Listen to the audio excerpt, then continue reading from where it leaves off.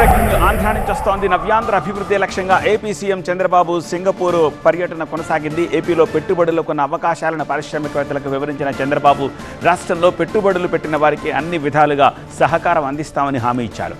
అమరావతి అభివృద్ధి కోసం చేపట్టిన కార్యక్రమాలపై సింగపూర్ సంస్థలు ప్రభుత్వంతో చర్చించారు.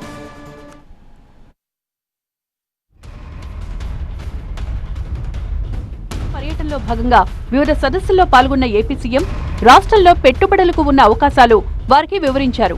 వివిధ రంగాల్లో సింగపూర్తో కలిసి పనిచేసే అవకాశం లభించిందని, తన పర్యటన కొత్త అధ్యయనానికి నాంది పలికిందని సింగపూర్ దేశాధ్యక్షుడు షణ్ముగరత్నానికి తెలిపారు. పెట్టుబడులకు అనుమతుల విషయంలో ఏమాత్రం ఆలస్యం ఉండదని వారికి హామీ ఇచ్చారు. ఆలస్యమైతే డీమ్డ్ టు బి విధానాన్ని అమలు చేస్తామని స్పష్టం చేశారు. సింగపూర్ అధ్యక్షుడు షణ్ముగరత్నం మాజీ ప్రధాని, ప్రస్తుత సీనియర్ మంత్రి లీ సైన్ లుంగ్తో విడివిడిగా సమావేశమయ్యారు సీఎం చంద్రబాబు. ఏపీ, సింగపూర్ ప్రభుత్వాలు కలిసి వివిధ రంగాల్లో పనిచేసే అంశాలపై చర్చించారు. నాలెడ్జ్ ఎకానమీ, మౌలిక సదుపాయాల కల్పన, సెమీ కండక్టర్లు, అమరావతి అభివృద్ధి, అర్బన్ ప్లానింగ్, పునరుత్పాదక ఇంధన రంగాల్లో సింగపూర్ భాగస్వామ్యంతో ముందుకెళ్లే అంశాలపై చర్చించారు. తన పర్యటనలో భాగంగా వివిధ కంపెనీల సీఈఓలతో సమావేశమై మారిటైమ్ ఆపరేషన్స్, మౌలిక వసతుల కల్పనపై చర్చించారు సీఎం చంద్రబాబు.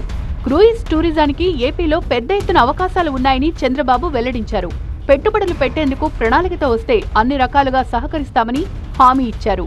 రాష్ట్రంలో పోర్ట్ల అనుసంధానంతో పాటు పోర్ట్లకు సమీపంలో ప్రపంచ శ్రేణి చమురు రిఫైనరీ ఏర్పాటు కానుందని సీఎం చంద్రబాబు వివరించారు. ఏపీ పారిశ్రామిక ప్రగతిలో సింగపూర్ కంపెనీలు కూడా గ్లోబల్ పార్ట్నర్స్ గా కలిసి రావాలని కోరారు.